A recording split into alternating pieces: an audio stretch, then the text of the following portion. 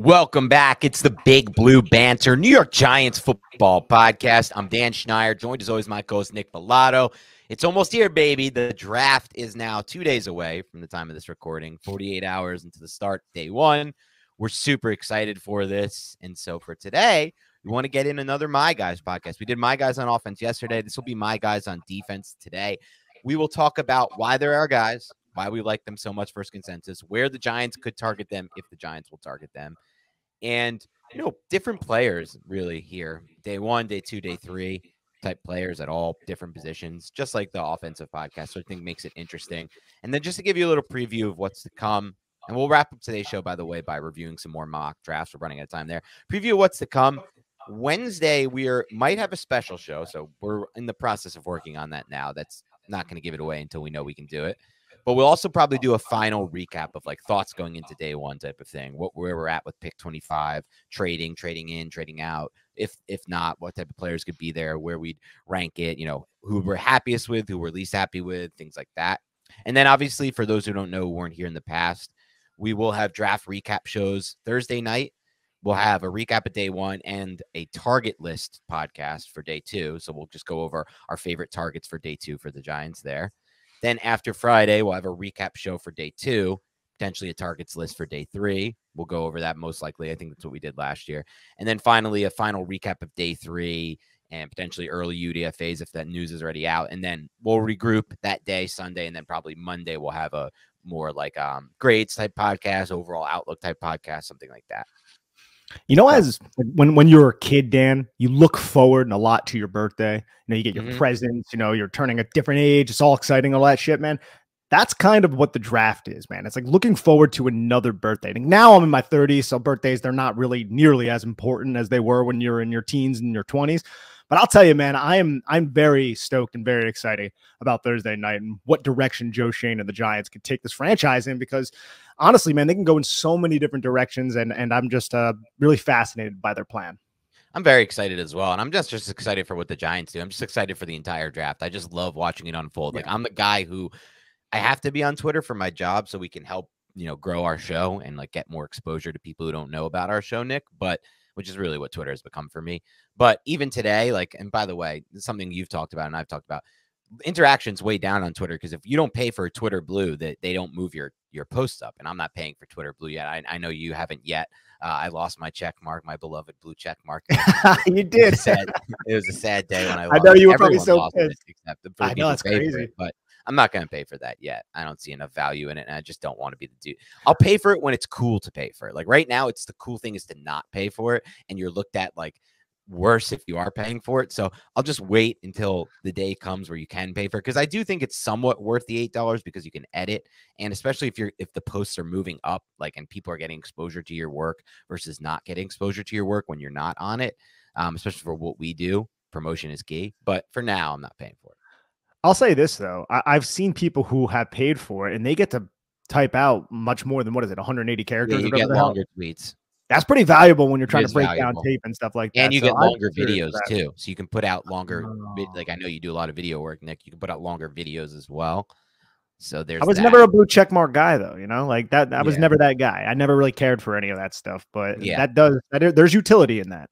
Yeah. So you'll see us throughout on Twitter as well. But my point of that was saying anyway, it was a long tangent, was just that I'm the type of guy, Nick, who I will be off Twitter during the picks because I hate getting them tipped to me, and I want to see it across my TV screen. I want that moment of he is at the podium. He says the Los Angeles Chargers select, and I don't know what it is, and I hear that first letter of the first name, and I'm like, okay, got this. Now it's like, all right, oh damn it, I want the Giants to get him. Now he's off the board. Oh, nice, that was good. The Giants didn't want that guy. I want that moment in my head, You turned into Dave Gettleman, like mid draft. No, the Gettleman is more that's like but I just did the voices of like the idiot voice. That the Gettleman is more, you got to throw a little Boston into that, and I don't do a good Boston, but the quarterback is the one you could always do. The quarter, what? No, that's more like old Southern accent. But anyway, back to this.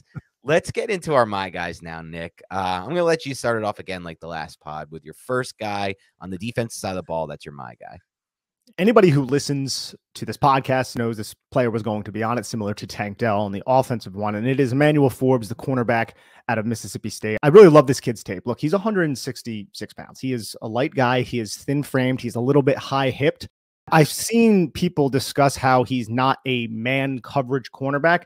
I think that is fallacious. I think that is somewhat wrong. Look, I believe he might be best in his own system. I don't think there's anything wrong in saying that.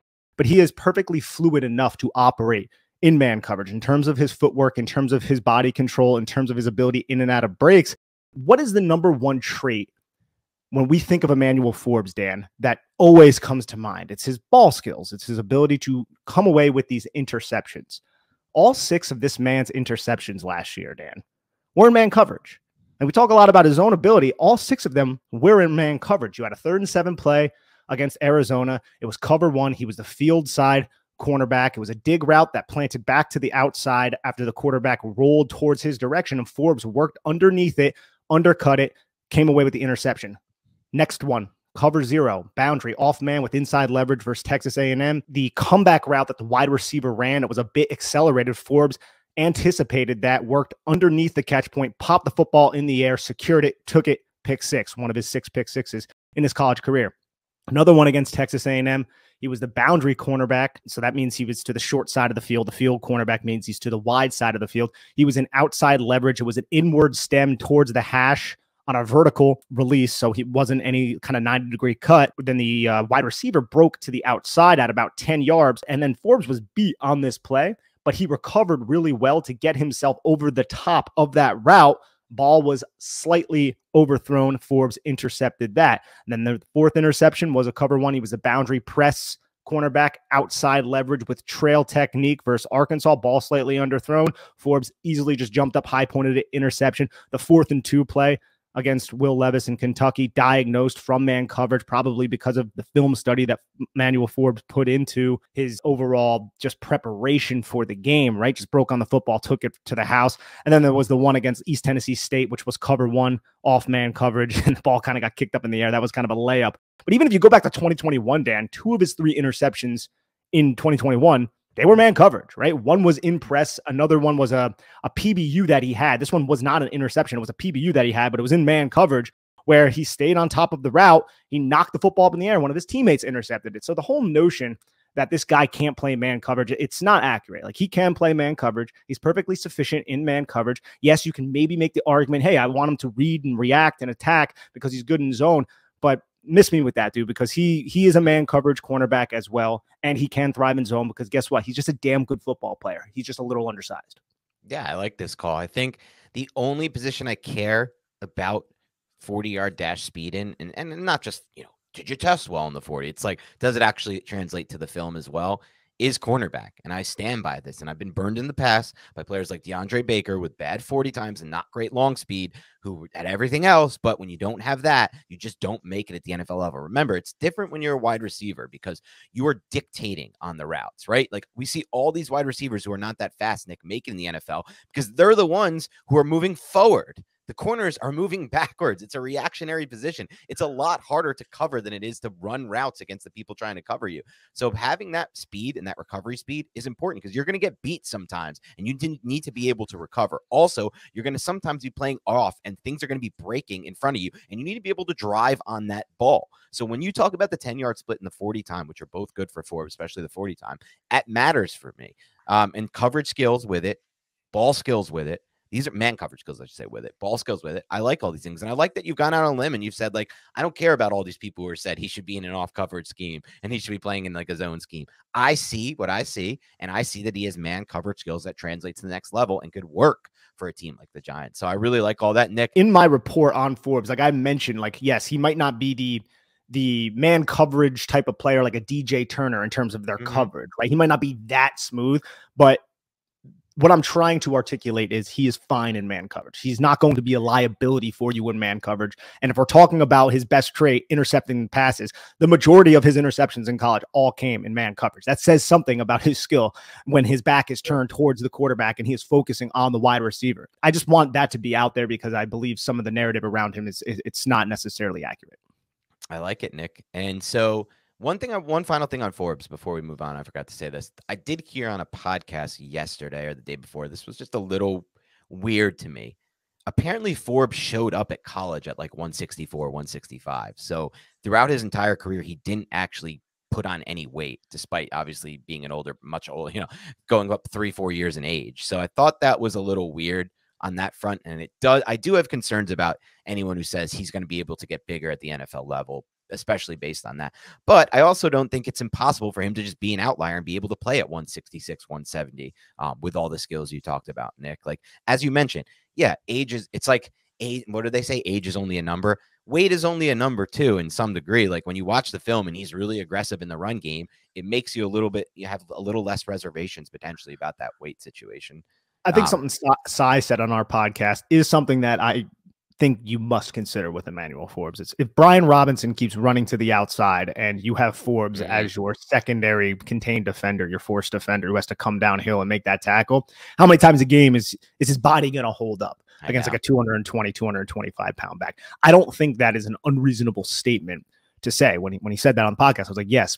But at the same time, I think this player right here, there was nothing on his tape that was like, oh, wow, he can't do this because of his strength. Now you just got to project it forward. Can he not be a liability in the NFL at 160 pounds? I can't say for certain that he's not going to be in run support. But how many times also is it just the cornerback against the running back, right? Like you have plenty of players in front of you flowing to the play side as well. It doesn't happen all that often where it's just the cornerback and the running back on a run type of play. So I'm a little hesitant about the weight. If it wasn't for the weight, Dan, I would probably have this guy as like a top 10 player in this class. Wow. It's really I love that. Weight. Well, think about it. Like what is his damning trait? Like what on his tape says, hey, I'm not that great at football. There's really nothing. It's just he's 166 pounds. Yeah. So like that's the one thing. I think you take the good with the bad, and I think the good outweighs the bad with him. Okay. I like that call. That's our first my guy, Nick's first my guy, a player who could be in the mix for the Giants at 25 overall, Emmanuel Forbes, corner at Mississippi State. My first my guy, the player I would bang the table for the most in this class, and this goes for either side of the ball, offense or defense, is Daiyan Henley, the linebacker out of Washington State. So I think when it comes to Henley, I can go over all the stuff that you've heard already, and we've talked about him the most, but what really stands out to me is just surprising range and true linebacker instincts for somebody who just hasn't played the position for a long time. When you watch him in the run game, and the best film, if you want to just do a one film scouting on any of these players, like we'll try to give you maybe one tape that to watch. And this one for me is by far and away the USC game, because when he's playing USC, he gives you a little bit of everything that he can do on the field. But one of those things is those true linebacker instincts, range, and ability to make the right decisions when coming downhill in the run game. And the fact, Nick, that he's already this advanced in this regard, in addition to only having a 5.2% missed tackle rate on 74 tackles, leading to a 90.3 Pro Football Focus tackling grade for the year, which is, by the way, better than anyone in this class at linebacker, despite this guy supposedly being a pass coverage linebacker. It's crazy to me, because he hasn't played the position long. So how the hell are all these other dudes who've played linebacker their whole life, not all of them, but some of them, not posting the same kind of tackling grade? Not to me looking like they have the same kind of instincts. And that goes less so for the guys who have played it for a long time and more so for the guys like Drew Sanders and Trenton Simpson, like the other type of athletic type guys who maybe off-ball linebackers at the next level. And yet this guy to me shows more. There's physicality in his game that I just wasn't expecting to see. Like I started watching Henley and I was expecting, all right, this is going to still be a guy I love, Nick, but he's going to be a guy who's just great in pass coverage, a safety / hybrid linebacker, just a guy I've wanted on the Giants defense for years because of those skills. But then you add in all of this other stuff that I just mentioned, the true linebacker instincts, the low missed tackle rate, the physicality that he brings to the run game. And I'm just thinking like, damn, this dude could be good. And we talked about Ivan Pace earlier, like on a few podcasts, and just kind of how he's fun to watch because he'll be in the middle of that defense and he'll just like pick him in and out, go weave in and out of these guards and centers and just find a way to get around them and rush the passer without getting contacted. That's something that Daiyan Henley does really well as well. So now we have the upside of him being that interior pass rusher in addition to the best thing he obviously has. Like, let's not bury it.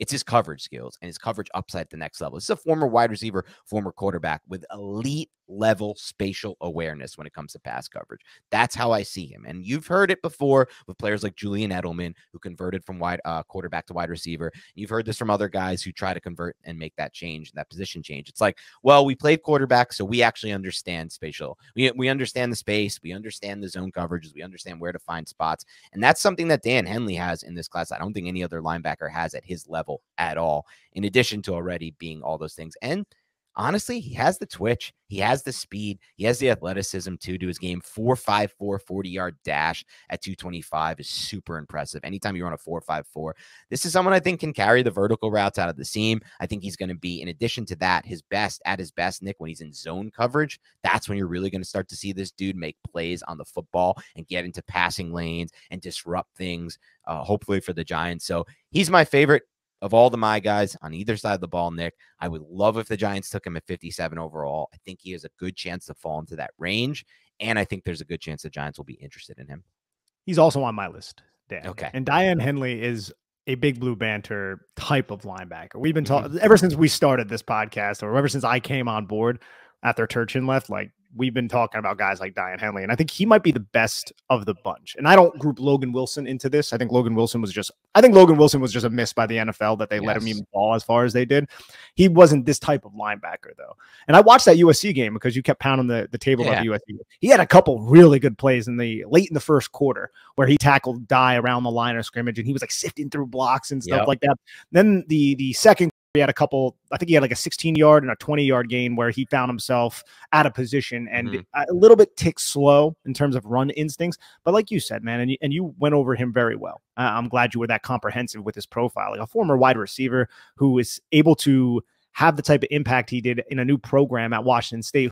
According to a lot of people in the draft community, they revered him. Like, this is a newcomer coming in, and they revered this guy. And he added a whole different element of athlete to that defense. And I would love to have him, be that nickel linebacker for the Giants. And he could start in base as well. But he is the type of guy you need to guard the Dallas Goddards of the world and those really athletic tight ends that we see proliferating around the NFL. So I think, even though he is I think he's like 24 years old, or he'll be 24 years old during the season. He's 23.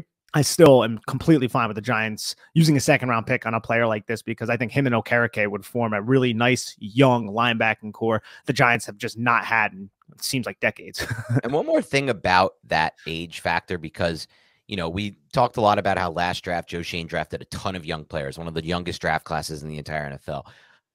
One thing to factor in, this is going to be one of the oldest classes, not only in recent memory, but probably for the next decade plus, because this class is very heavy with the COVID year guys. So a lot of these players got a free year of eligibility based on COVID, and they used it to their advantage, because not everybody wants to just make the jump to the NFL. Either they're not getting a first-round grade, which is a good reason to go to the NFL, or they just feel like they want a longer college experience. There's more to accomplish at the collegiate level. They want to continue to work on their game. I'm not going to use that against them getting an extra year of eligibility. This is going to be an older class coming out, but that's okay with me, because I know it factors in with a lot of these prospects in this class. I do wonder how the 20-year-olds in this draft class, though, how they will be impacted by that. Like the Tuli Tuipulotus, and there's a couple of the guys like Keely Ringo. Like, our team's going to value them a little bit more because they are like 4 years younger than some of these other players at the same position. Yeah, it's possible. And we'll see if the Giants are one of those teams. Based on last year, there's at least a suggestion to believe it's possible that they will be leaning toward age again. All right, let's get to your second my guy on the defensive side of the ball. All right, I'll go to another position. I have another cornerback on this list, but I'll go to another position group in the secondary, and that is safety, nickelback, whatever you want to call him. And this is a player that, again, if you've been listening to Big Blue Banter for a while, you knew that this player was going to be on my list. I talked about him when I went on Bobby Skinner and Justin Pennick's podcast, Talking Giants. It is Jartavis Quan Martin out of Illinois. Look, dude, we talk a lot about Brian Branch, who's also on my list, but he's not a bolded player because I don't know if the Giants will have a shot on him. We talk a lot, dude, about the safeties who can tackle, like Brian Branch. We cannot stop about just how precise and how physical he is as a tackler. He had such a low missed tackle rate in college. Martin's isn't that much higher than his. Like, Martin was coming from the post. He was coming from the deep half. He played a lot of apex, nickel, slot, all of those type of roles. Wore a ton of hats at Illinois.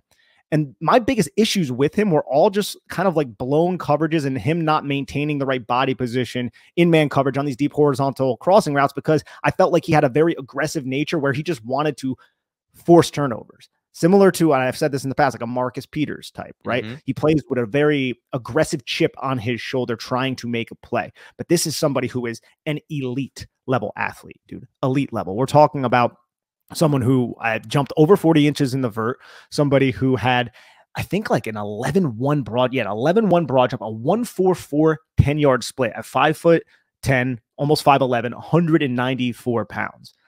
If you're telling me, man, you need to replace Julian Love in this draft class, but we don't want to spend a first-round pick on a Brian Branch, I don't know why the Giants wouldn't go out and draft Jartavis Quan Martin, who is one of my dark horses to be selected in the first round, because you don't see players this athletic.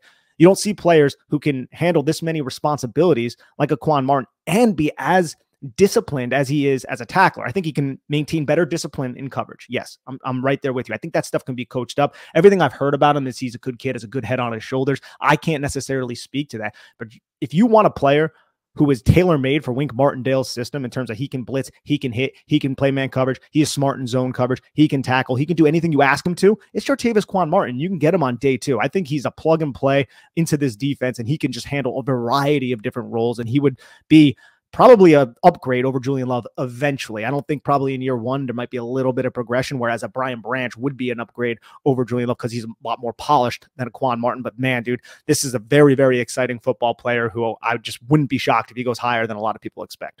And I like him better than Sidney Brown, which not a lot of people I feel like are assigning that to him either. Yeah, and that you're right about that. Both play. I think the difference with Brown is he's a much worse tackler than Jartavis Martin. We know in this Wink Martindale defense with these secondary players at safety, we need tacklers. We just need it. It's you're relied on to do so much. You're sometimes playing like a linebacker type role. So I love this call by you, Nick, with Jartavis Martin. He's a player who I'd also be excited about the Giants getting, even at 57. I know some people maybe be like, oh, maybe you get him in round 3 at some point. Well, not at 89. He's not going to fall that long.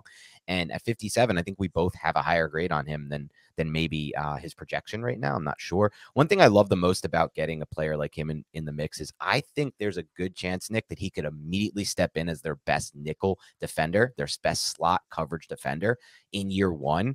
And because what is he competing against? Darnay Holmes, who grabs the competition. I mean, Aaron Robinson coming off an injury. Like, we're not talking about the highest bar to set. I mean, yes, they have moved down McKinney at times over the slot. They did it against Hawkinson to win the playoff game. Like, there will be times where McKinney plays over the slot, and that's fine too. But I'd rather be able to use McKinney in a variety of different ways, which you can then also use Martin in as well. And that gets to the fun of it, right? Like, there's versatility. I love these position versatile type players that the Giants could be drafting, because I just think it gives you an actual edge when you're building out your roster, both from a depth standpoint, right? If one of your guys gets injured and you have all these defined roles for all these players, now you're kind of screwed. But if you don't have all these defined roles and these guys can wear different hats and they can do different things, you can ask somebody to play the Julian Love role for a little while, or you can ask him to play the Darnay Holmes. Like, you have different roles where you can slot these guys into. So that's my main thing I love about Jartavis Martin. And I assume you'd be good with taking him at 57. I would be good at taking him at I don't even know if he's going to be available. No, I don't think he will be, probably. But and I also like people are like, oh, Emmanuel Forbes a second. Like, I would be shocked if Emmanuel Forbes is available. No. Forbes won't be. You don't want to know why? Because actually, my editor, RJ, my boss, sent me this a little earlier. Just he follows closely he works for Sportsline. That's our CBS Sports. He follows closely the odds movement with the draft stuff because basically Vegas has been better than any of these mocks or any of us dumbasses when it comes to, including the good guys, right? Like the Jeremiah, even Vegas better than them because Vegas somehow just knows everything. And Forbes it was taken off the board to go in the first round. He was at -400 and then he was taken off the board, which is essentially Vegas saying, we're so sure he's going in round 1 that we don't even want to give anyone a chance to bet it. I think Emmanuel Forbes, if he's available for the Giants, I wouldn't be shocked if he's taken before the Giants, but I look at the Bengals. I look at maybe even, I don't think Dallas now they got Stephon Gilmore. Bengals system. Oh, I think the Bengals would be all over that, but I also think the Bengals would probably like a couple other players. Like, I wouldn't be shocked if Buffalo, even though they just went with Kyrie. Like, there's a lot of players I feel like would value that kid's skill set and overlook the fact that he's 166 pounds. But we're talking about Quan Martin here. And Quan also, man, this is somebody who only had 2 penalties in the last 2 years and 7 missed tackles total. At a 6.1 missed tackle rate in 2022 and a 4.8 missed tackle rate in 2021. Look, man, I think some of his issues on tape can be correctable with the right coaching staff and maybe just a more disciplined approach. And it's nothing that I feel like he can't handle. So I just think in the second round or on day 2, you're getting a high ceiling player who's also going to provide a high floor, who's wildly versatile. So why not consider that player, right? Like that's a first round player by a lot of metrics and in a lot of drafts. And this is a crappy draft. So like, I wouldn't be shocked if he ends up even going in the first round or very early in the second. Yeah, I'm with you on that. He's definitely a good sleeper to go in the first round. Like you're talking about who's going to go, who's going to surprise on day one. I would not be surprised if Jartavius Martin is one of those players. To be honest, I wouldn't be surprised if his teammate Sidney Brown is as well. I know you like Martin more, and I think that's fair, and you've kind of brought me along to that. But I think some teams will look at Sidney Brown, the athleticism and everything, and also the versatility, and be like, if we could just clean up his tackle, like his form on tackles, we can make him into one of the best safeties. Great kid too, and that gets great back kid. And huge on special teams as well, which is super important for teams. Just shows kind of their effort level. All right, let's get to my guy, and it's going to be Deonte Banks, the corner out of Maryland.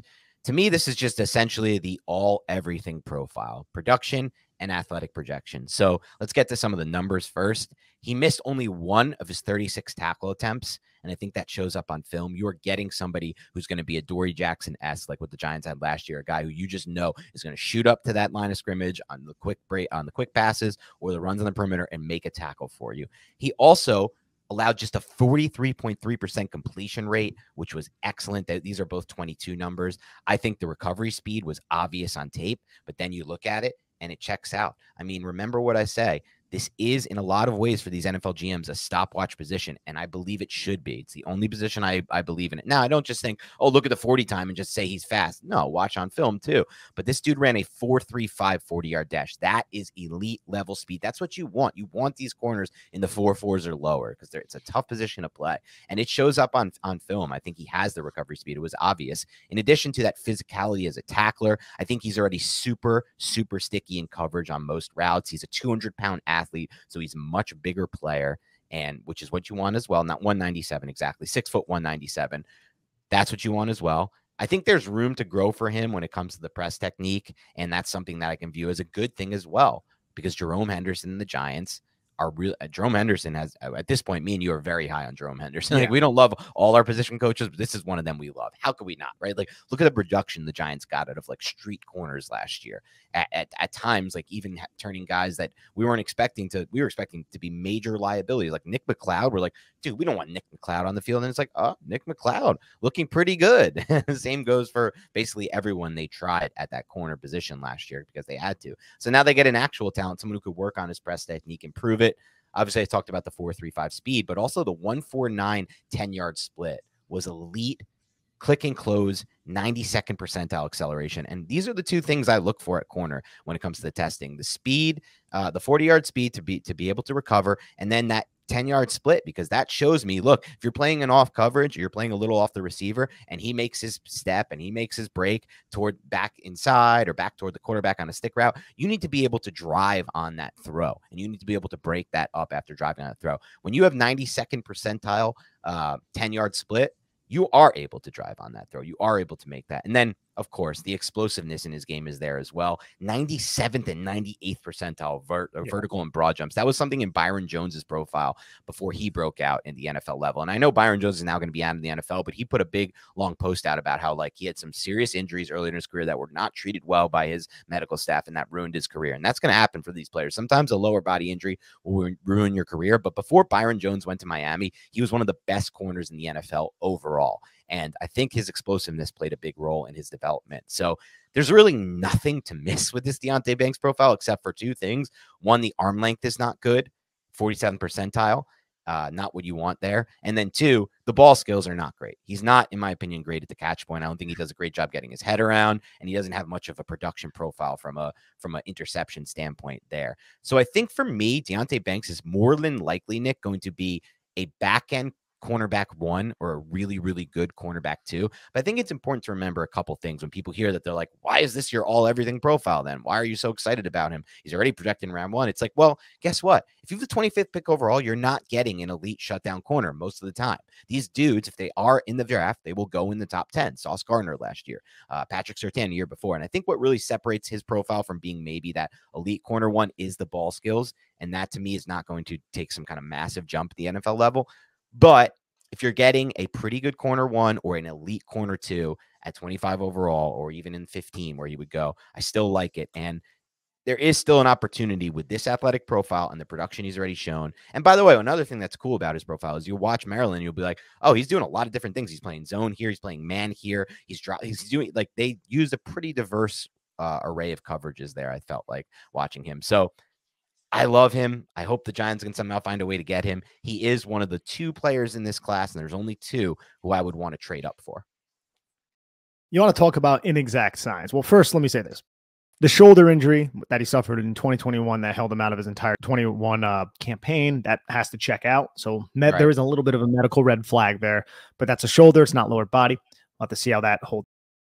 Looking at his combine and his pro day numbers next to each other, tell me how this makes any sense. You brought up his length and how it was an issue. Okay. His combine length was an issue. 31 3/8. Like, that's not terrible, but it is sub 50%. At the pro day, he shows up with 32 1/8 inch arms. It's like, oh, his arms grew. Isn't that excellent? But really weird and wild thing, Dan, is at the combine, his wingspan was 77 1/8 inch. But at the pro day, it was 76 1/4. What the hell is that about? How the hell does that work when your arms are longer? No idea. People say that these guys train for the testing and you shouldn't take the numbers as seriously lately, because people have been much better training. But I don't know how you can train for length testing. I guess you can stretch. No, neither do I. But it just doesn't make any sense that his wingspan is shorter at the pro day, right, but his arm is significantly It's the total longer. opposite. Yeah, it makes 0 sense. Absolute inexact science. And Deonte Banks is also on my list, but I won't be going over him. He's one of my unbolded players, but I loved Deonte Banks, and I was like, Dan, you're going to love this guy. I gave him that. Like, I know. It's crazy how often the guys you think I'm going to love just end up being right. Like, I don't think you've missed on one. And this was also before, like, everyone was talking about Deonte Banks. This was back in, like, the end of January, like, after the Giants got eliminated. We actually thought we might get him at 25. When it was like, yeah, exactly. Yeah. Now I see people like, oh, man, Deonte Banks, that will be the pick. I'm like, dude, I don't think he's getting there. But anything can happen. Who knows, man? Anything could happen, but it just feels so much like, I mean, I look at this class, it's so shitty at the top. I'm like, there's no way 24 picks can go by at Deonte Banks. There's just not enough good prospects for that to happen. Yeah, sadly, I'm right there with you. I'm going to stay in the same position group. We have a lot of corners, but we've done a lot of work on the cornerback group because we know the Giants should be interested, because there's not a lot of long-term solutions on their roster after Adoree Jackson leaves, and he might leave after this season. Giants need to invest in this position. So I have Julius Brents here, and I don't know if Julius Brents is the best fit for what the New York Giants want to do. Can he run press and get up there and jam the crap out of you with his length, even though his technique might not be perfect? Sure. Yes, he can do that. But I don't find him to have the type of vertical speed that maybe Wink Martindale would covet. And I'm not just saying that because he ran a 4.53 at the combine, because he absolutely is a freak of nature. And we'll talk about that in a little bit. But like, I saw a lot of people get past him, like against Missouri, I think it was. I saw some freshman receiver just blow right by him. I did a whole list on Big Blue View of the plays where that gave me some concern, some against Quentin Johnston. But then I always come back to, are we overthinking this with Julius Brents? Yes, he might not be the ideal fit for man coverage, but how many guys do we know who just a shade under 6'3", 198 pounds, with offensive lineman wingspan, a 99th percentile wingspan for cornerbacks, 82 5/8 inch wingspan, Dan, which is freaking insane. Like, that's more than Peter Skoronski. That's more than a lot of offensive linemen. 34-inch arms. That's more than a lot of these offensive linemen, which is freaking crazy. And on top of that, he had elite vertical jump, 41.5, 96th percentile. Elite broad jump, 138 inches. It's over 11 feet, 99th percentile. 3 cones, 6'6", 93rd percentile. And then a short shuttle was a 405, 80th percentile. So I'm like, are we overthinking this? Because he's another one of those guys that I don't know if he'll ultimately go in the first round, but I can't say I'd be shocked. If you're looking for like a big-bodied freak athlete type of player, he's right here. Everybody in the NFL, except for Seattle, I guess, even though they did too, allowed Tariq Woolen to fall to the 5th round, which still kind of shocks me. And I feel like Julius Brents' best fit would be in that type of cover 3 zone system, but towards a sideline. But I think he is, for his size and his length, which really stresses quarterbacks to be really precise with touch on the football, because they can just cover so much ground with that length and with their long strides. I still think he can operate in man coverage. Just might not be his ideal fit. And I don't think he's a perfect prospect. Look, he went to Iowa. Iowa's a weird school, and they don't really, allow their good players to play football until they're like juniors. So he transferred to Kansas State, where he was an honorable mention All Big 12, and then he was first team All Big 12, led the team in interceptions, led them in pass defense, had 8 passes defended and 4 interceptions this past season, went down in the Senior Bowl, had a good week. So I look at him, man, and if the Giants don't go cornerback at 25, he is sitting there at 57, which I don't even know if he would be. Yeah. I would be okay with that pick, and I think he could be, and I've said this before, kind of like a Jimmy Smith for Wink Martindale's defense.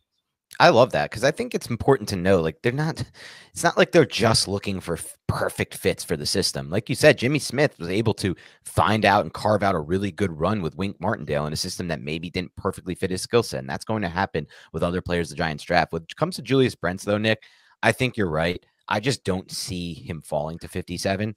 I think there's a better chance.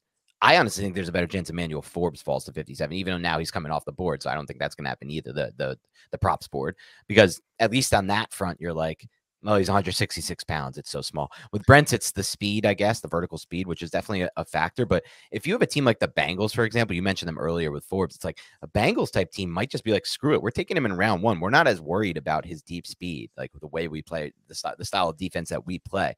And so I think a zone heavy team will value him a lot more than a man heavy team. And he'll go off the board before 57. But I love this call, Nick, because you're not going to find an athletic profile like this anytime soon that also has production. You talked about 8 times he got his hands on a pass for a PBU, 4 interceptions, look good on film, looks smooth, looks fluid.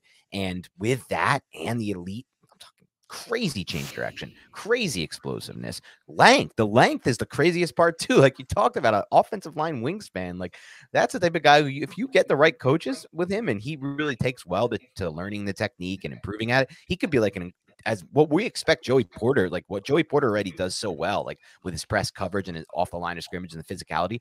You could just eventually get that out of Brents potentially if you get the right coaching, in addition to the change of direction, which in my opinion, he's a more fluid mover than a Joey Porter.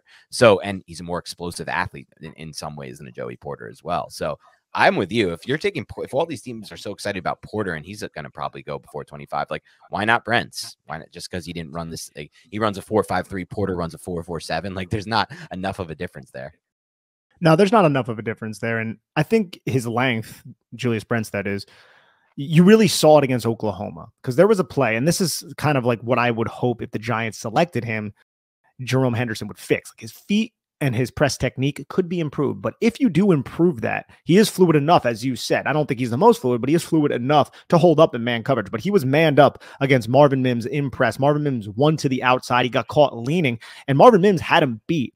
But you see Brents kind of open up his stride a little bit, work underneath the catch point, and then use his length to knock the football away. Maybe if Marvin Mims had a quarterback who could really throw a good football, Julius Brents might have been beat on that play. But you can see that there is an ability to recover when he is able to open up his stride and his hips are already flipped. If you watch the TCU game, in the first TCU matchup against Quentin Johnston, that wasn't necessarily the case. Now he stumbled and it looked like maybe he tweaked his hamstring a little bit. But if you watch when he started kind of grabbing the back of his hamstring, Julius Brents, that is, you can see that Quentin Johnston's already passed him. Like Quentin Johnston already has him beat. So it's, if he can use his feet and his length and not lunge so much when he is attempting to jam, a little bit more precise, I think you can really unlock kind of the immense upside that he does have because he is such a freak athlete at that size.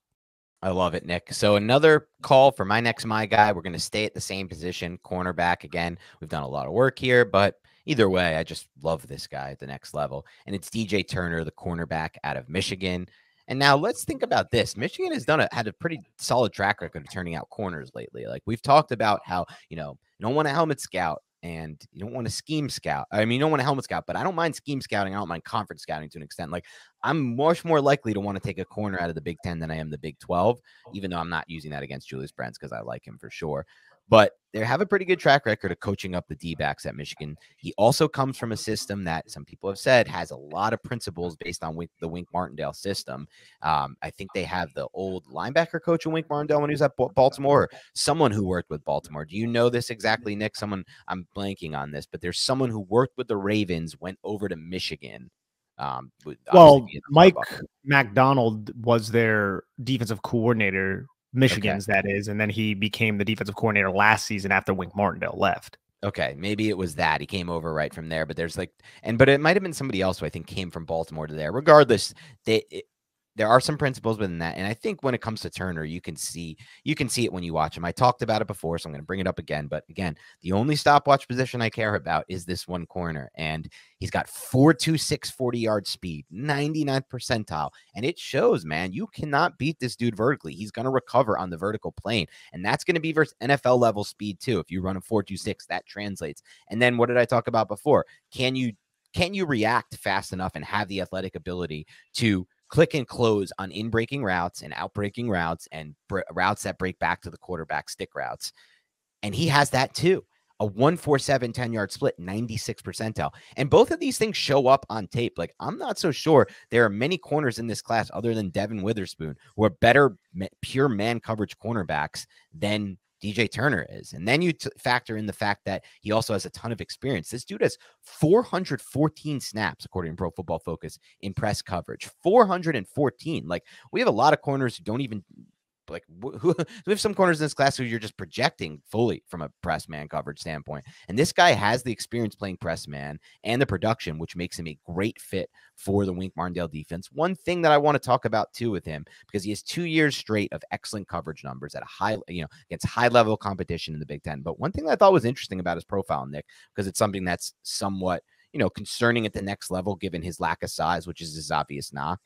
And it's that his run defense actually improved dramatically from the 2021 season to the 2022 season, according to Pro Football Focus and their grades. And I thought that was something that was interesting about his profile. Like, he took a big weakness and flaw in his game, and he took to the coaching well and actually improved it. And it showed up on the tape from one season to the next one. But you're not drafting him for his run defense. You're drafting him for his click and close ability, the obvious fluidity that you see when he's in man coverage, the massive amount of experience, 414 snaps, like I said, in press, the recovery speed, the elite speed, and then obviously as well, the explosive jumps. He had a 91st percentile broad jump. So this is an explosive athlete as well. DJ Turner is one of my favorite bets in this draft class. I think he could go on day one as well. He's kind of in that Manuel Forbes, Julius Brents range, but obviously Forbes is now viewed a little bit higher by NFL teams, and think should definitely go in round one. But if the Giants got him at all on day two, DJ Turner, I'd be excited as hell. And if they surprised us all and took him in 25, it's not something I would hate, to be honest. Like, I would rather bet on DJ Turner at 25 than John Michael Schmitz at 25, than Jack Campbell at 25, and players like that at positions that I'm just not interested in using the 25th overall pick on, especially for amazing type prospects like Jack Campbell and John Michael Schmitz. I like DJ Turner a lot. I'm a little concerned about his ability to play out on the boundary. And I know I say that while advocating for a player who is 166 pounds to play out on the boundary and play outside. But to me, the film speaks to DJ Turner being a little bit weaker at the catch point and not being able to handle contact as well as Emmanuel Forbes. But stick that guy in the slot, bro, all day. And offenses live in 11 personnel, Dan. Offenses live in those packages. So you will have DJ Turner out there for like 70% of your snaps as a significant upgrade over Darnay Holmes and just a freak athlete. And I do also believe everything that you said was accurate about like how he took to the coaching and how he improved his game over last season. I think he's going to be a good football player in the league. So yeah, 25, is it early? Sure. But I do think it would significantly upgrade the sub packages of this defense, which is vital, as we know, for a Wink Martindale coach team. Yeah, and you mentioned it. Teams live in 11 personnel. Also, teams live in the slot, man. That's where a lot of the easiest layup throws go, and a lot of the explosive plays with the slot verts and smash routes, things like that. So it's like, I don't know, man. At this point, slot is becoming more important than people realize, I think, at the NFL level, because it's very easy for offenses to run their passing game through it. And so at worst case, you now have an elite slot corner, in my opinion, in man coverage at least. Maybe not as great when he's coming downhill to fill the alley in the run game, but in man coverage, that's important. And I've just seen too many times, Nick, over the years. This will go for Forbes, but this is going to go more for Turner, the shorter guys, not the guys who have more concerns about their weight. People knocking these shorter corners, and then what happens? They get to the NFL level and it works because you can put him in the slot, or sometimes it works on the outside. Like, Asante Samuel Jr., nobody wanted to take him in round one because of his height.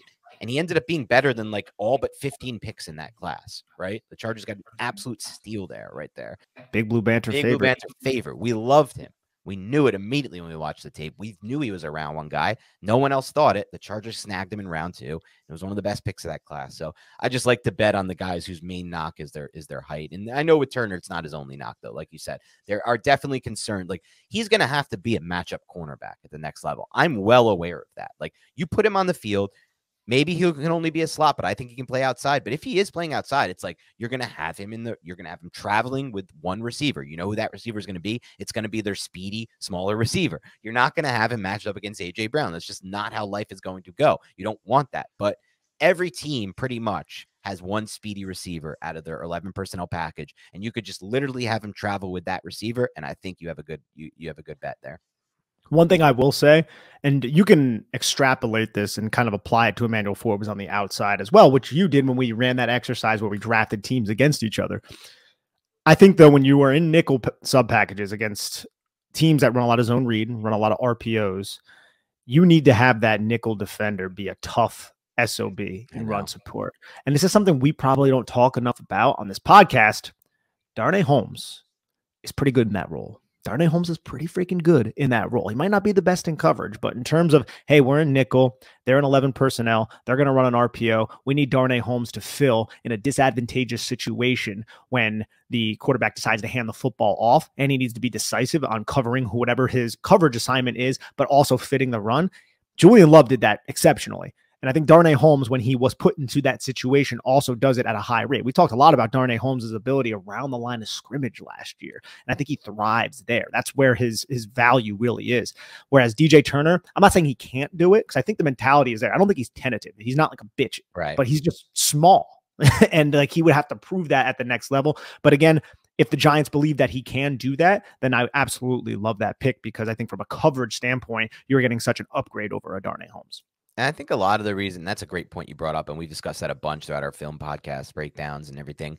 Darnay Holmes is added value when it comes to just being that guy that you described. I think a lot of that, and you correct me if I'm wrong, in your opinion at least, is him studying tape, is him like reacting well, is him reading the pre-snap motion or the pre-snap alignment and just understanding like this is going to be something thrown around a line of scrimmage. And I think that's something DJ Turner, like I'm not so sure with Holmes that, and it's a toughness factor too, but I'm not so sure the size for Holmes or anything like that is really helping him in this regard. It's more to me like a mental thing when I'm watching players who make those kind of plays. I think it's both, because Darnay Holmes, like we consider him a small corner because he is, and he has like little Tyrannosaurus Rex arms, but he's like 190, 195 pounds. Like he's thick. Like that's like 15, 20 pounds more than DJ Turner. And you could see it, man. He's yoked up. He's a yoked up dude, Darnay Holmes, right? Like when he was getting his one hamstring muscle massaged on the sideline earlier in this season, you saw some of those muscles really popping out, if you know what I'm talking about. But but DJ Turner, though, man, like I'm not saying he can't do it, but I just think it's something that you kind of have to note down to just be aware of, because you know the Eagles and teams like that will absolutely run RPOs and try to exploit that if he is a liability in that area. Yep. All right, let's get to your next my guy. My next my guy. This is somebody who I came onto maybe a little bit later, just because the first game I watched of him was against Wisconsin, and this dude was invisible the entire game. Kudos to your Wisconsin Badgers. And then I saw the Iowa game, and I saw a couple flashes in the third quarter. And of course, I'm talking about AA Battery out of Northwestern, Adetomiwa Adebawore. Look, I think this guy could be that dark horse selection at 25. Maybe now that A'Shawn Robinson was added, it's not as necessary, even though they play somewhat separate positions. But if you are looking for the Jihad Ward replacement, and we've said this on previous podcasts, this is the perfect player with such a sky-high athletic upside that far supersedes anything that Jihad Ward has ever done on the football field. This player actually has some bend. Like, look, he needs some refinement. He was the only show on turf when he was out there at Northwestern. But if you can hone in on this guy's ability to employ pass rushing moves, he's 6'1", I think 6'1.5", 34-inch arms. We've spoken about how we like that with Azeez Ojulari in the past, because they can maintain that low hat, which you see on tape and which he does, but you can also win the length battle and you can make initial contact to set up your secondary pass rushing moves. And I feel like that can maybe be refined a little bit with AA Battery. But holy crap, dude, this guy's movement skills. And I'm not just not talking about the combine. You'll also see it on the tape. Because after I got done watching the Iowa and the Wisconsin game, I went and I watched Maryland, Ohio State, and Penn State. And this guy against Ohio State was making plays all up and down the line of scrimmage against the run, man, showing physicality against one of the better offensive lines. The Ohio State offense had to change what they were doing because they were like, you know what? He's on the edge. We'll leave a tight end on him. No, son. This guy was like tossing the tight ends out of the freaking truck. And then they brought in a 6th offensive lineman in the 4th quarter to handle him, number 41. And number 41 got his ass bitched as well. And AA Battery just shot right into the pocket and kept tackling the running back out there, Williams. And it was just really impressive. And then the Maryland game, like, just pressure after pressure. I think he had like 5 pressures in that game, and he was all over the quarterback. So I just like look at him and I'm saying there is prognostication here. He is not a complete product right now, but this is somebody who has the athletic upside just through the roof. There's a role in this defense. Wink Martindale likes these bigger type of edge rushers. He's only 22 years old. He is a long ass player. He has big ass hands. And I think he's just strong as well. If you're looking for a replacement, an eventual replacement for Jihad Warden this season can be a rotational player behind Azeez Ojulari and Kayvon Thibodeaux, which is still something the Giants really freaking need. I think AA Battery would be an excellent option there. Now, it probably has to be in the first round, though. And that's just, do you want to do that with all the other holes that you have on the roster? Because I don't think he's going to last at 57. A few interesting things on that, though. The first one being, if you look at their athletic profiles and their production profiles, he's not that far off as an arbitrage play of Travon Walker, who went number 1 overall to the Jaguars last year. Take a look at their athletic profile, the testing, the length, the size. It's almost near identical. And then production, like, I guess Travon Walker had a little bit more production at Georgia, but not like crazy level production there at Georgia by any means. So one guy goes number 1 overall. The other guy's talked about, as Nick said, potentially at 25 overall or at some point in round 1. So that was the first interesting thing. The second interesting thing, Nick, and do you have any comments on that? I would say that the 10-yard split for Walker, I think, is a little bit faster. But if I'm not mistaken, the short shuttle for Adebawore is a little bit faster. So you're talking about your I'd rather have, by the way, because that shows edge bend. Yeah, and you could see it too, man. Like, he can, like, he's not Azeez Ojulari bending, but he can bend, and you could see that knee get really, really close to the ground. You could see them shoulders kind of stay square as he's attempting to corner through the contact of the offensive tackle. But yeah, please go on with your point, though.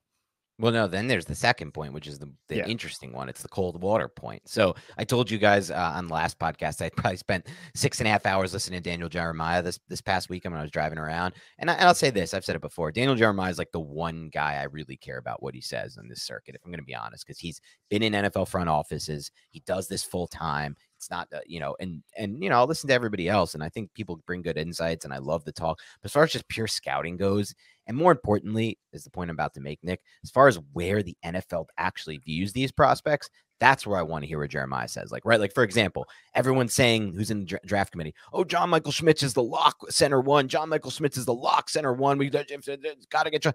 Well, Jeremiah has had Joe Tippmann as his center 1 the entire time. Jeremiah has had Joe Tippmann mocked in the first round. He's never had John Michael Schmitz mocked in the first round. And now we look at sports books, and Joe Tippmann is minus 140 to go in the first round. And John Michael Schmitz is nowhere near that. So just some things to think about when it comes to that. But anyway, what he said was, Adebawore, NFL teams had a day 3 grade on him before the season, right? And he said that was factoring in what they expected he would test like athletically. So I thought that was interesting. Jeremiah says, I like him a lot, but I have him in, and this is not a but. He said, I like him a lot. And I should just use instead, Nick, he has him as a back end round 2 guy. So Jeremiah has him as his background in round 2 guy. This is from a podcast maybe recorded 3 or 4 days ago, so it's recent. Back end round 2 guy. He said NFL teams had a day 3, and that was with them factoring in the testing. So I think there might be a little disconnect on where NFL teams view him, but we'll find out soon. Like, Jeremiah could be wrong. He's not perfect. He's not working in NFL front offices, right? Like, if some team loves Adebawore, they're not going to tell Daniel Jeremiah, hey, Daniel, we love Jeremiah. We love Adebawore. They're going to want to keep that shit close to the vest. So yeah, he's really plugged in, though. He's a really plugged in guy, and I take what he says seriously, even though he was kind of one of the people who was pounding the Kayvon Thibodeaux has hustle issues. And I was like, oh, was he? I think they all were, bro. I remember watching please, I hope I'm not mistaken here, but I do remember like sitting down watching NFL Network, and I saw him say it, and I was like, huh. And at that time, I had only seen 2 games of Kayvon Thibodeaux. I was like, I didn't see it in those 2 games. And then I watched like all the tape I could find on him, and I was like, I never saw that. That's well before the Giants selected him too. So I didn't see every game. Like, I don't know how many you saw. I probably saw about 5 or 6. We didn't see every game, but none in the games we saw. And then it's like, forget about what we saw. It didn't happen in year one, right? Like there were no ever. It's the opposite in year one with the Giants. So now the actual proof is in the pudding. Like, so it's very odd. The narrative didn't make sense anyways, though, because this is somebody who was the overwhelming favorite to be the #1 selection. He hurts his ankle in week 1 and then comes back before he is ready and puts up 10 pressures against UCLA. To me, like, I always thought the narrative didn't make sense. And then all the film that I got my hands on, I never saw it. So, like, I just kind of think it was a bullshit narrative. Maybe it was put out there by the Giants, so we'd fall to 5 and the Jaguars could take Trayvon Walker. I have no idea. Back to AA Battery. Another thing that I think is interesting. There's no way I can know this, but I'm just collecting this from people I trust and people who are a little bit more plugged in than me. Excellent football character, like excellent individual, has done very well in the meetings. And I think that goes a long way as well. He's going to be just a good football player who, if you can unlock like edge bend and put him out there on the edge or kick him inside, it's the versatility that I really like there, but you can do all of those things and use him wherever you need to based on the personnel that you have. And if I'm looking at the Giants personnel, you have Dexter Lawrence, you got Leonard Williams, you got Ashawn and Nacho now, but you can remove those two, say it's a passing situation with Azeez and Kayvon Thibodeaux. You bring in AA Battery, you can use him, you can drop him into coverage because he is athletic enough and fluid enough in space to move. You can blitz him, you can use him on the edge, you can put him next to Dexter Lawrence to set up one-on-one situations. You can also crowd the line of scrimmage like we talk about with Kalijah Kancey. Everything that we talk about with Kalijah Kancey that we like also somewhat applies to AA Battery. I think Kancey is a much more refined player right now, but he's not the size of a player like AA Battery when in terms of the length and things like that. So I like this player. I think he has upside, and I also think he has a floor. And with the coaching, I think maybe that upside can be realized.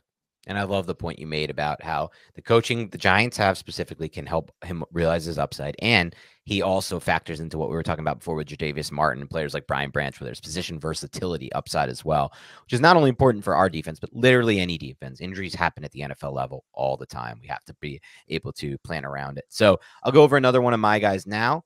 And I didn't go with any players from this team in my offensive My Guys podcast, though Lord knows I could have. So I'm going to go with one now for our defense podcast. And then you know what? This guy is being discussed in the day 2 range, potentially day 3 range, right? So let me start by setting the foundation for this call. So remember, this is not some guy I think should go on day 1 to the Giants or even really at 57. I think he's more likely at a pick at 89 potentially. And it's Nick Herbig, the linebacker out of Wisconsin now. I don't know what he will be at the NFL level. He was an edge rusher at Wisconsin. I think it's more than likely he will have to convert to a hybrid role or an inside backer at full-time at the NFL level, but it's not impossible. Wisconsin itself actually has a track record of players coming in from edge and converting an inside backer. Zach Bond was one of them and hasn't worked out as well there, but they also have an insanely deep inside backer core, and people have said that I've talked to his film has actually been pretty good, but it also worked for, I believe, Joe Schobert in the past, who had a really nice career until the injuries caught up with him at the NFL level, and then one other player who I'm blanking on now who converted from edge to inside linebacker at the NFL level. So there is some projection there. But I think when you watch this dude in coverage, that's really, I'm going to start there. And then I'm going to get into the thing that's most important probably, or at least that is most likely to sway people. When you watch this dude in coverage, he only had 46 snaps, but I wanted to focus on them because I thought he actually did a really good job on those snaps of flipping his hips, showing that ability to kind of get the lower body ankle flexion, the hip flipping, and to drop into coverage versus a guy who I studied the position last year, Leo Chanel. It was like night and day for me watching these two, and they play different positions. Chanel was playing inside. He was playing more the edge role. But that's what really excites me about, transitioning this guy at the NFL level to an inside linebacker role full-time or a hybrid that leans with more of an inside backer there. It's the fact that when I watched him in coverage, I saw a lot of upside there. But now let's just get into the profile here. I mean, we're talking about a guy who's probably going to go late day 2, maybe day 3, and yet was one of the most productive edge rushers in this class. He had 20 combined sacks over the last 2 seasons and an overall 91 pass rushing grade from Pro Football Focus with an incredible pass rush percentage. Okay, so now we're talking about a dude with 20 sacks and a 91 pass rush grade, which shows how much he won on his pass rush reps. Why the hell is this no one that why should we not care about this guy? Why is this someone I shouldn't be excited about on late day 2 or even early day 2? Like, because he has no length? Okay, because like, supposedly this is not going to translate to the next level. Like, maybe it doesn't. Like, the wingspan sucks. I get it. He's undersized and he's going to have to find different ways to win around offense tackles the NFL level, Nick, but that's kind of what he did at Wisconsin, right? Like he found weird ways to win in his pass rush reps against these offensive tackles. Not the traditional, oh, I'll bend the edge. Not the traditional, here's my get off. It's the most incredible thing in the world. He found different ways to win as a pass rusher, and I'm not so sure that's not going to happen at the NFL level. He's going to match up against better offensive tackles, but there's some times where these injuries pile up at offensive tackle, and you have like the random undrafted dudes across the NFL playing, and the Giants experienced that for almost a decade with guys like Bobby Hart. And, Eric Flowers wasn't undrafted, but and neither was Bobby Hart. He was a 7th-round pick, but Eric Flowers wasn't undrafted, but he sure played like an undrafted player. So I like all that. I know you talked about the 10-yard split. I looked it up. 159 at 240 I actually thought was pretty impressive because he is 240. Obviously, maybe like you said, on film, it looks like he has even more initial acceleration and burst. I think that's true. That's like what you kind of see that with all these Wisconsin linebackers somehow. They all kind of have that same part of their profile. But you talk about production, reps to production as a pass rusher, which is elite in this class. Now, that may not translate. It was elite at the collegiate level. I get it. The ability to flip his hips, look fluid when he's in pass coverage, and good initial burst and acceleration that shows up on tape and a little less so, but also on the testing with the split, 10-yard split. I think there's a chance to make this guy could be a productive NFL starter. And you're going to get him deep into at this point, deep into round 3, I would guess. Yeah, I like that call. I think you probably get him maybe deep into round 3. The one thing I'll say is the weight, man. And it's the tweener type of label. I think that actually meshes a little bit better with Wink Martindale because I think he could find a role for this player. And at the least, he'll be a very good special teamer. Guy is always running around. He's excellent on backside pursuit.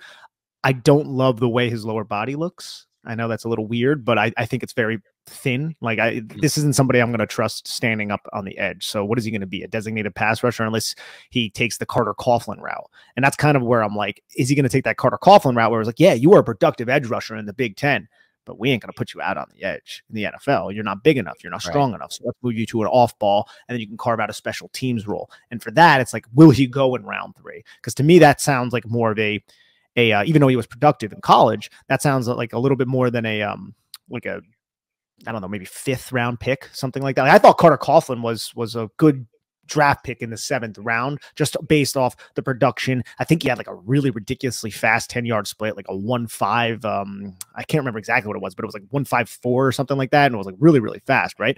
So that's kind of my concerns with him. And also the sacks that he had, and you can correct me if I'm wrong, because I didn't watch all of his sacks. I felt like a lot of them were kind of clean up. A lot of them were the design of Jim Leonard's defense, where it's like, hey, chill on the backside. We're going to blitz him to this side, and then I want you to just cut off the angle when the quarterback just kind of rushes to his outside to try to get away from the blitz. That's and fair. That happened like four. That's incredible. That is an incredibly fair critique of his game, and you could say that about a lot of these Wisconsin backers within the system. And I think that's something that you have to consider when you're making a projection to the NFL level. I would give a little pushback on the Carter Coughlin stuff, though, because to me, this is an entirely different level athlete than Carter Coughlin. Like, he could actually flip his hips and move in coverage. In my opinion, Coughlin can never do that. So I do think, like, ultimately, you're probably right.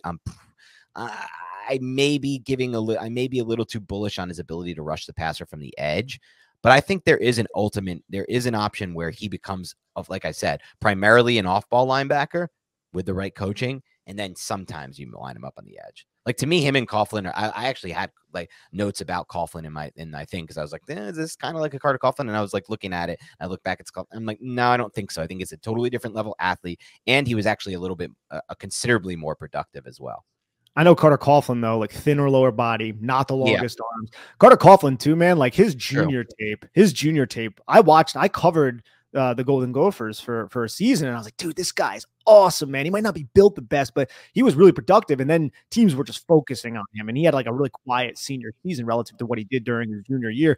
And I can't really speak to his fluidity in space. I always thought like he was a good athlete, and I'm pretty sure he tested like a really good athlete as well, or at least a solid athlete for the NFL by NFL standard. But that's kind of what I was thinking, though, when I saw that. That's me, though, and I didn't watch probably nearly as much as you. No, I mean, I think those are fair concerns. I mean, that's why I'm talking about him more in that round 3 range, because I just think he's like a better version of that style prospect with the actual upside to play off-ball linebacker, which I think Coughlin had no upside to do. That's the key right there. Yeah. The upside to play off.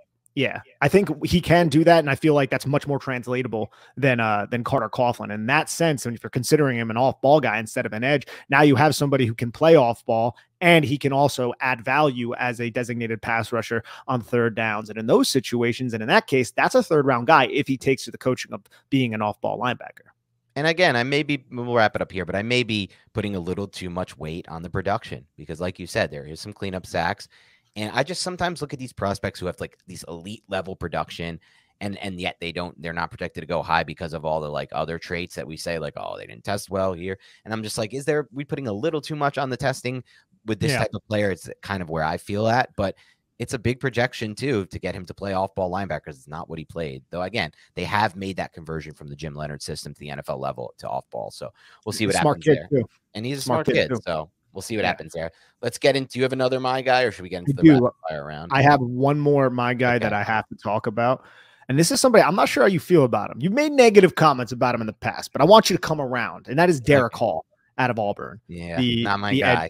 Not your guy, man. 6'2", 254 pounds with 34.5-inch arms, 10-inch hands. Turn on his Texas A&M tape. Turn on his Alabama tape. He had this long arm move. He has an excellent long arm move. Because again, he has long arms, low profile at 6'2", similar to Azeez Ojulari, where he, I don't know if it was Tyler Steen, but it was an Alabama tackle, and he long armed this tackle right back into Bryce Young, and the tackle's mouthpiece flew out of his mouth. It was like Mike Tyson getting punched against Evander Holyfield trying to find his mouthpiece on the ground type of hit from him. And dude, I get it. He isn't the bendiest. He's not that type of player, but I really like his game. And I don't want a helmet scout. I don't like doing that. Some of his tape somewhat reminded me of Carl Lawson, who also went to Auburn, who came out just in the sense that he is an undersized rusher. I believe Hall has much longer arms. I don't have Lawson's testing in front of me. And I also believe that Hall tested better than Carl Lawson. But I remember Carl Lawson had a hump move that he would employ, and he had a very effective long arm. So those are power rush moves. And that's what Derek Hall is. He is a power rusher. I think he needs to maybe do a better job getting to his counter move.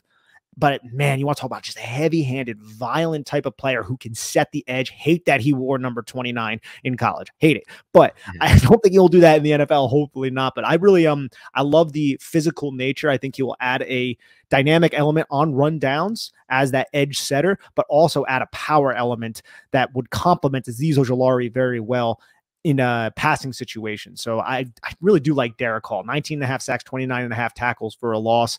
And you turn on his tape against some good competition and he's flying around everywhere. So I like him. And I also like his teammate Colby Wooden too, who is more of an interior defensive lineman who kicks around, plays 5-4-3 technique, just a really hustle type of player. So I enjoyed watching Auburn's front seven.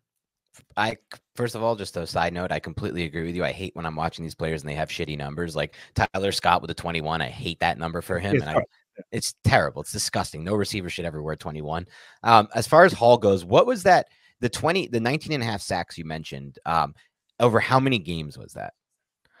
That was over 31 starts, 47 games. Yeah. So and he had 9 sacks in 2021, 7 this past year. Okay. So that's pretty good production, but it's I guess it's not the elite level production, but whatever. Like I shouldn't be expecting that. It's pretty good production anyway. It's close to what I just mentioned with Herbig, who had 20 over the last 2 seasons. It's 16.5. So it's close enough. I guess for Hall, for me, I got to watch more. I got to go back to the lab and watch him more, because what my main concern was what you just said. Like, I don't see the twitch or the bends at all with him. So I'm like, okay, so is he going to be a power rusher? But versus these guys like Lucas Van Ness and Tyree Wilson, who, by the way, I don't really love. Like, if I'm so happy the Giants aren't picking in the top 10 with a need, quote unquote, for edge, because I would be not in the mood for Tyree Wilson or Lucas Van Ness. More so, I guess, Wilson. But both of those guys, I think, could end up being like nothings in the passing game at the next level, or like next to nothings, like cleanup sack guys. And I just don't want to invest top 10s in that. But for me, at least with those guys, there's like better, I guess, size. But I guess what you're saying is with Hall, it's like maybe he's not the tallest guy, but he makes up for it with arm length. So that is something to think about, and something I should go back and reconsider. I guess when it comes to a player like Hall, if he can go the Dexter Lawrence route, which is like you get so much better with your hands over time and you become that guy who wins with your hands all the time, that could make him an elite pass rusher potentially. For me, I just didn't, I guess, see as much of the pass rush upside because I didn't love the twitch and the bend. He's much more like, I'm going to run through you rather than the I'm agile and I'm going to get to the half man, even though he gets to the half man, employs a rip move, Yeah. and he doesn't bend like some of the other guys in this class. But I really respect his skill set. And you want to know a low key good trait for me, something that I'm pretty good at, is I know basically every way that different players spell their name when their name is Derek, because I feel like there are so many creative ways to spell Derek. Like Derek Hall spells it D-E Rick. And then you have D'Eriq King. Remember him, the Miami quarterback? Derek Jeter, that is the way that I always default to because I grew up a Yankee fan. D-E-R-E-K. You have Derek with D-E-R-R-I-C-K, like Derek Henry. And then you have Rick. Remember Rick Rogers? Yeah. You also have, I think there was one that was D-Y-R-C-K.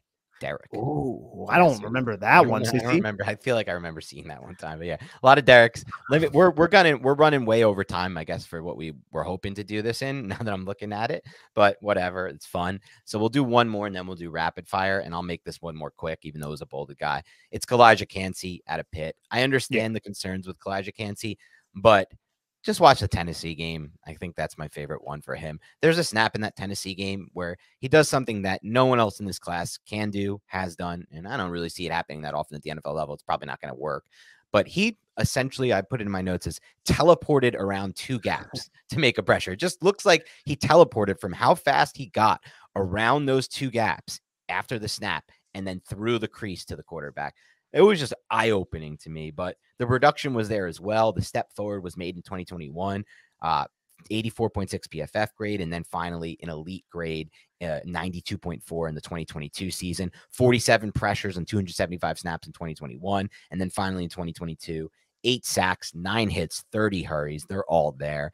4.67 40-yard dash at 281 is just disgusting. 99th percentile type speed. 1.64 split, 94th percentile speed at 281 pounds. It shouldn't happen.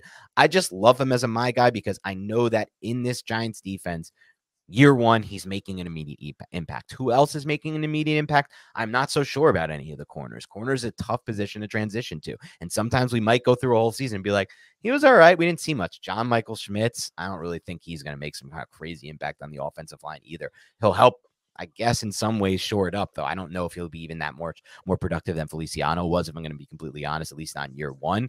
It's tough to transition to center, too, playing against actual NFL level IDLs, not your Big Ten IDLs and your whatever other out of conference games you play. And so I look across the board and I'm not so sure there's that many more people that could be there at 25 that could impact the Giants win-loss record in year one, like Kancey can if you get him these one-on-ones. And I could just see this dude destroying some of these guards, right? Like the teams that trot out like a Shane Lemieux at guard, which a lot of teams end up doing, no offense to Shane Lemieux, you're going to get destroyed, Shane Lemieux. You're going to get absolutely destroyed by this dude in the passing game. And the Giants just added A'Shawn Robinson, which we haven't talked about. Maybe we should talk about, to be honest with you. Not but now. We've gone too long. Another pod. Another pod.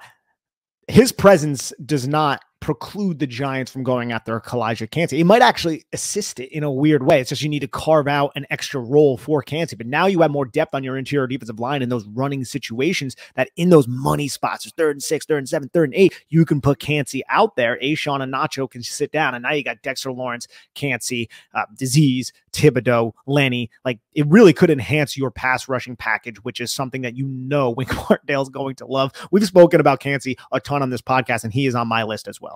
All right, let's do quick rapid fire since we're running out of time. We still want to do mock draft review. So I'm just going to do this real quick, go through mine and elevator pitcher less. Drew Sanders, Giants, linebacker out of Arkansas. Giants fit for me because he can drop in coverage and rush the passer. Still learning the off-ball linebacker position, but I love the fit there with the Giants, and I like the upside, the talent, the profile, former 5-star recruit. You could see it. Sidney Brown out of Illinois, safety corner type hybrid again. If you can get an NFL coach that cleans up the tackling, I think you have a really good prospect there as well.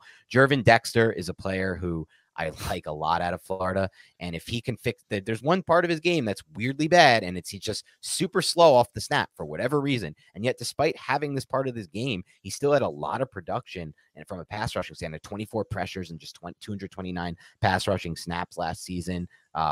Started all 13 games, 682 snaps on defense, and had 28 defensive stops. Does a good job from a penetration standpoint. Kind of like a lighter version of maybe what Kancey can offer the Giants in year one, but also totally different body type. This dude has the Chris Jones body type, which is what I like and look for at defensive tackle. One more guy to go, a couple more guys to go over. Riley Moss, the corner out of Iowa. Look, crazy ball skills, 11 career interceptions. I just look at this guy and I'm like, this dude's going to translate to the NFL level in some way. Maybe it's more of a zone heavy scheme, but I like him. Eli Ricks, corner at Alabama. Not much to like about him from the actual production standpoint, but former 5-star recruit at Alabama, had some flashes early in his career, and just you're going to get him on day 3. These are the types of guys I want to bet on day 3. Bet on trade type guys. Same thing goes for Corey Trice, who we've talked about before out of Purdue. Another bet on traits guys. And then just 2 guys to throw in, which we've talked about already, but I want to put on my guys because I would like them at 25 for the Giants. Miles Murphy, edge out of Clemson, and Brian Branch, the safety corner out of Bama.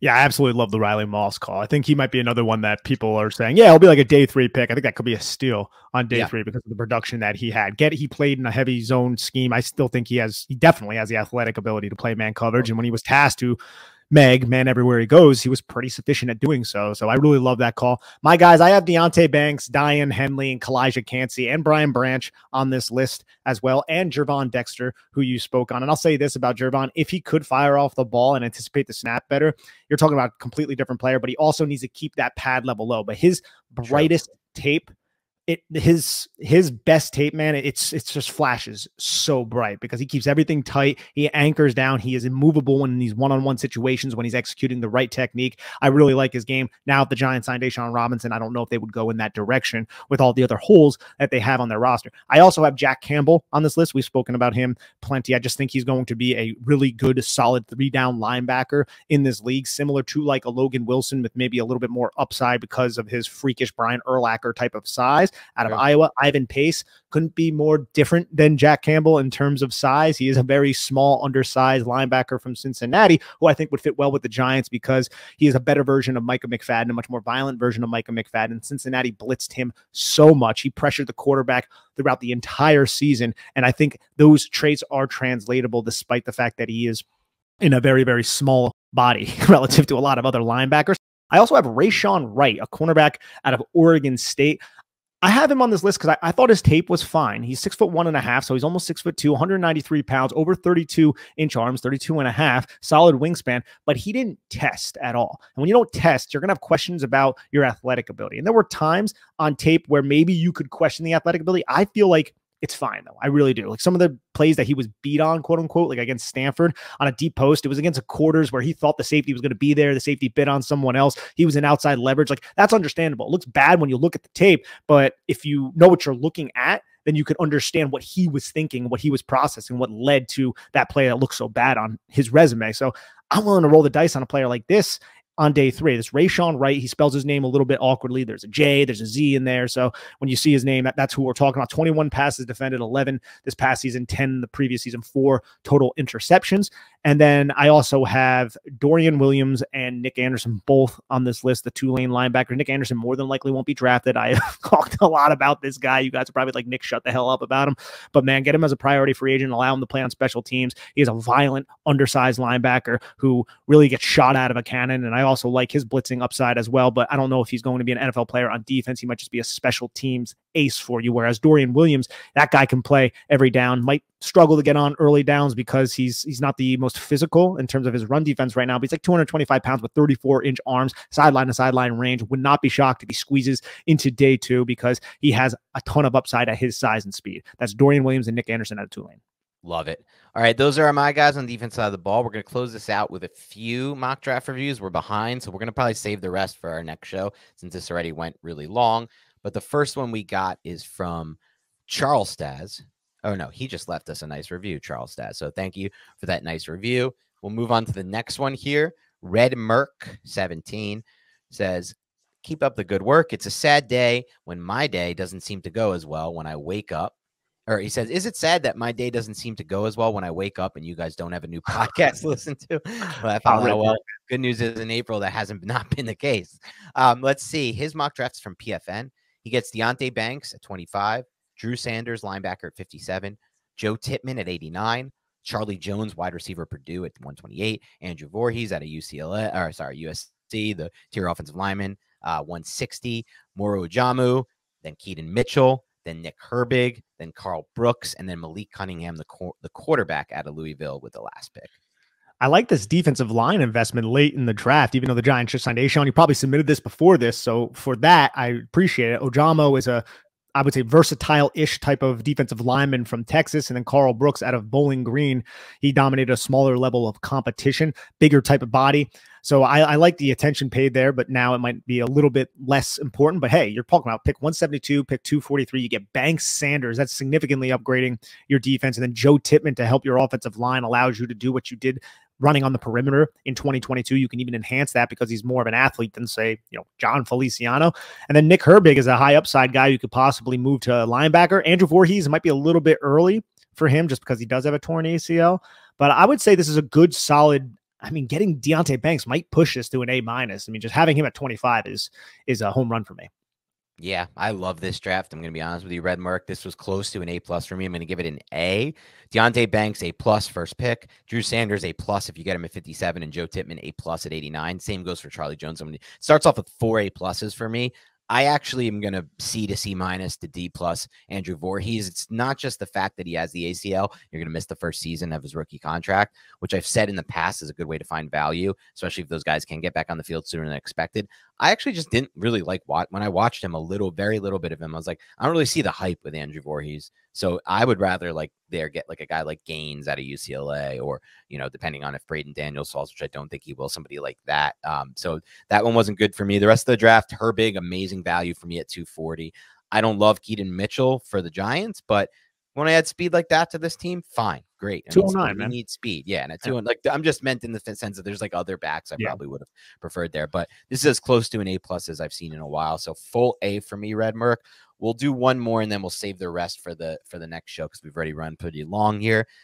This one is from Slash's Hat. Thank you for the nice review, but it's not a mock draft. So we'll move on to D Money 232, who says, I did my mock draft with PFN and I got lucky in this one.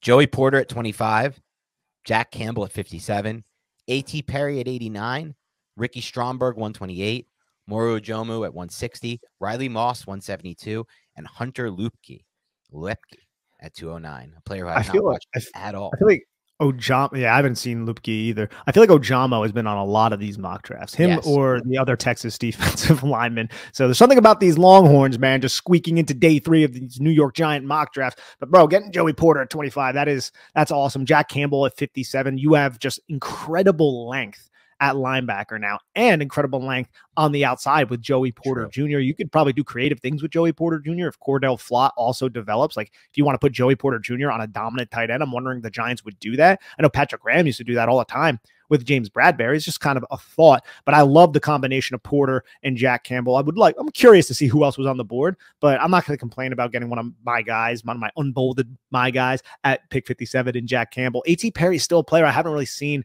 all that much of. And you know what? I probably should just hunker down today and watch him because I see him linked to the Giants a lot just in terms of mock drafts. Love Stromberg at 128. Ojomo is fine at 160, and Riley Moss is a home run at 172. And I don't have enough on Luepke, so I'm not going to opine on that. But overall, man, I still feel like this is a very solid draft. So I'm going to go with an A-, same grade as I gave the last guy.